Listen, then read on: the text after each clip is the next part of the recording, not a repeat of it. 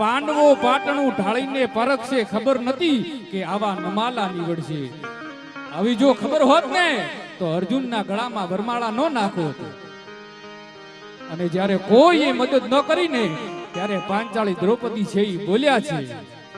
અને આપણા વિદ્વાન કવિઓ તો એમ કીધું કે દ્રૌપદી છે એ બોલ્યા એમાંથી મહાભારતનું સર્જન થયું, અને સીતાજી છે એ શાંત રહ્યા એમાંથી રામાયણનું સર્જન થયું.